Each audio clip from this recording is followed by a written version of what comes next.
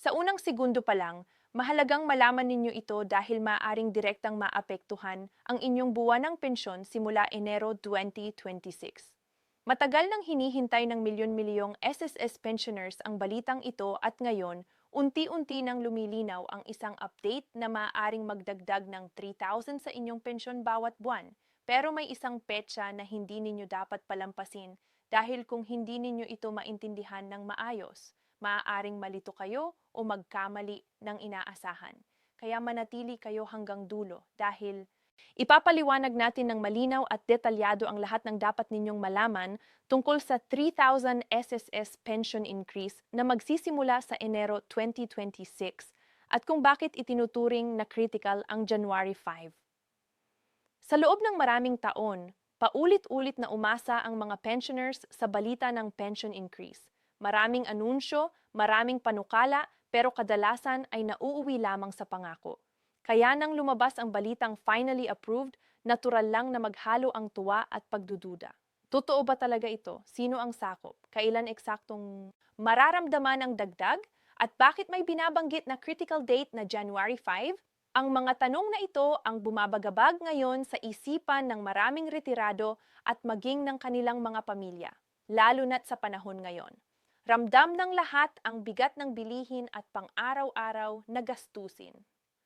Unahin nating linawin kung ano ang ibig sabihin ng 3,000 SSS pension increase na sinasabing magsisimula sa Enero 2026. Ayon sa mga lumalabas na impormasyon, ang planong ito ay bahagi ng mas malawak na hakbang upang matulungan ang mga pensioners na makasabay sa patuloy na pagtaas ng presyo ng mga pangunahing pangangailangan. Sa loob ng mahabang panahon na natiling maliit ang pensyon ng marami at para sa ilang retirado, hindi na sapat ang natatanggap nila buwan-buwan para sa gamot, pagkain, kuryente at iba pang bayarin. Kaya ang 3,000 na dagdag kung tuluyang ipatutupad ay malaking ginhawa para sa karamihan. Mahalagang tandaan na hindi ito basta-bastang desisyon. Dumaan ito sa maraming diskusyon, pagsusuri ng pondo at pagtitimbang kung kakayanin ba ng SSS ang ganitong uri ng increase sa pangmatagalan. Maraming pensioners ang nagtatanong kung saan kukunin ang pondo at kung maaapektuhan ba ang sustainability ng SSS. Ayon sa mga paliwanag na lumabas, pinag-aralan umano ito upang masiguro na hindi mauubos ang pondo at patuloy pa ring makakapagbigay ng benepisyo sa kasalukuyan at sa mga susunod pang henerasyon ng miyembro. Ngayon ang posibleng makinabang sa 3,000 pension increase. Bagamat marami ang umaasang lahat ng pensioners ay automatikong makakatanggap nito, mahalagang maging maingat sa pag-unawa. Karaniwan may mga kwalipikasyon na tinitingnan gaya ng uri ng pensyon, haba ng kontribusyon at kasalukuyang halaga ng tinatanggap na buwan ng pensyon. May mga indikasyon na mas bibigyang prioridad ang mga low-income pensioners o yaong matagal nang tumatanggap ng mas mababang halaga. Kaya mahalagang abangan ang opisyal na detalye upang malaman kung kayo ba ay kabilang sa agarang makakatanggap ng buong 3,000 o kung may ibang mekanismo na ipatutupad. Isa pang mahalagang punto ay ang petsa ng pagsisimula. Maraming nalilito kung kailan eksaktong magsisimula ang dagdag. Ang malinaw sa ngayon ay Enero 2026 ang target na simula ng implementasyon. Ibig sabihin, hindi pa ito mararamdaman sa 2025 o sa mga huling buwan ng kasalukuyang taon. Gayunpaman, may binibigyang diin na isang critical date at ito ay January 5. Ang petsang ito ay mahalaga dahil dito inaasahang maglalabas ng opisyal na anunsyo, guidelines o kumpirmasyon sa implementasyon ng pension increase. Para sa marami, ito ang magiging araw na magbibigay linaw kung ano ang tunay na mangyayari. Bakit nga ba critical ang January 5 sa mga nakaraang karanasan? Dito kadalasang inilalabas ng SSS ang mahahalagang circulars o advisories sa simula ng taon. Maaaring dito ipaliwanag ang eksaktong mekanismo ng pagdagdag kung paano ito ipapasok sa inyong buwan ng pensyon at kung kailangan ba ng anumang aksyon mula sa pensioners. May mga pagkakataon noon na may mga benepisyo na hindi agad natanggap ng ilan dahil may kulang na dokumento o hindi updated ang kanilang records.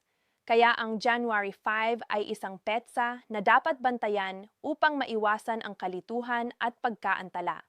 Para sa mga pensioners, mahalagang maging handa at updated. Siguraduhing tama ang inyong personal na impormasyon sa SSS, kabilang ang inyong bank details kung saan ipinapadala ang pensyon. Kung may pagbabago sa address, contact number or status, mas mabuting ayusin ito bago pa man dumating ang Enero 2026. Sa ganitong paraan, masisiguro ninyo na kung sakaling ipatupad na ang 3,000 increase, hindi kayo maiiwan o magkakaroon ng problema sa pagtanggap ng dagdag na benepisyo. Marami ring nagtatanong kung may kinalaman ba ang January 5 sa aktwal na payout. Mahalagang linawin na ang petsang ito ay hindi kinakailangang araw ng mismong pagbayad ng pension increase, kundi mas itinuturing na araw ng opisyal na kumpirmasyon o anunsyo. Ang aktwal na paglabas ng dagdag na halaga ay inaasahang sasabay sa regular na pension schedule kapag tuluyan ng ipinatupad ang increase sa Enero 2026. Gayunpaman, ang impormasyon na lalabas sa January 5 ang magsisilbing gabay upang malaman ninyo kung ano ang aasahan sa mga susunod na buwan.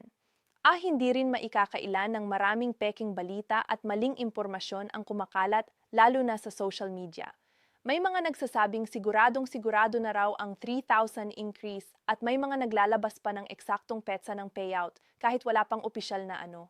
Dito nagiging mahalaga ang pagiging mapanuri. Huwag basta maniwala sa lahat ng nababasa o napapanood. Mas mainam na hintayin ang opisyal na pahayag mula sa SSS at sa mga lehitimong channel ng impormasyon. Sa kabila ng lahat, hindi maikakaila na ang balitang ito ay nagbibigay ng pag-asa sa maraming pensioners.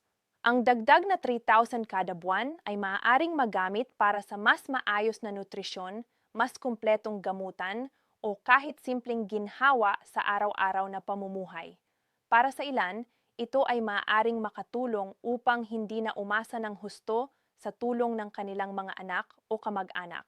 Kaya't natural lamang na maging excited. Ang maraming ngunit kasabay nito ay dapat ding manatiling maingat at realistiko. Habang papalapit ang Enero 2026, asahan na mas marami pang detalye ang ilalabas. Ang pinakamahalaga sa ngayon ay tandaan ang dalawang pangunahing bagay. Una, ang planong 3,000 SSS pension increase ay target na magsimula sa Enero 2026.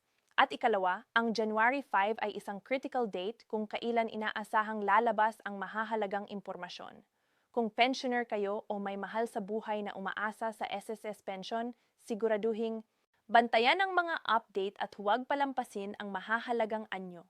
Sa huli, ang kaalaman ang pinakamahalagang sandata.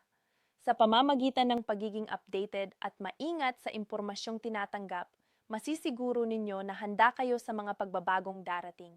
Ang 3,000 pension increase, kung tuluyang maisa sa katuparan, ay isang malaking hakbang patungo sa mas maayos na buhay ng mga retiradong Pilipino. Kaya manatiling alerto. Daan ang January 5 at ipagpatuloy ang pagkuha ng tamang impormasyon upang masulit ninyo ang anumang benepisyong nararapat sa inyo. Bago tayo magtapos, nais kong ipaalala sa inyong lahat kung gaano kahalaga na manatiling updated at konektado sa tamang impormasyon, lalo na pagdating sa inyong SSS pensyon at iba pang benepisyong direktang nakakaapekto sa inyong pang-araw-araw na buhay. Kung sa tingin ninyo ay mahalaga ang mga impormasyong inyong napakinggan, huwag ninyong ipagkait sa iba ang kaalamang ito. I-like ninyo ang video na ito upang mas maraming pensioners ang maabot ng ganitong klaseng update at i-share ninyo ito sa inyong mga kaibigan, kapamilya o kakilala na umaasa rin sa SSS pension dahil maaaring makatulong ito sa kanila upang maiwasan ang kalituhan at maling impormasyon. Huwag din kalimutang mag-subscribe sa channel na ito at i-click ang notification bell upang palagi kayong unang makakatanggap ng mga pinakabagong balita, paliwanag at mahahalagang paalala tungkol sa SSS, pension increases, payment dates, at iba pang benepisyo na para sa inyo. Sa dami ng kumakalat na balita online, mahalagang may isang mapagkakatiwalaang source kayo na nagbibigay ng malinaw at madaling intindihing paliwanag, lalo na kung kayo ay pensioner o may magulang at mahal sa buhay na umaasa sa pensyon. Kung may mga tanong kayo, kalituhan o nais kayong ipalinaw tungkol sa 3,000 SSS pension increase sa January 5, critical date o sa iba pang usaping may kinalaman sa inyong benepisyo, huwag kayong mahiyang mag-comment sa ibaba. Binabasa namin ang inyong mga komento at sinusubukan naming sagutin ang mga pinakamahalagang katanungan sa mga susunod na videos. Sama-sama tayong manatiling informed, alerto at handa sa mga pagbabagong darating. Maraming salamat sa inyong panunood at patuloy nating bantayan ang mahahalagang update para sa kapakanan ng bawat SSS pensioner.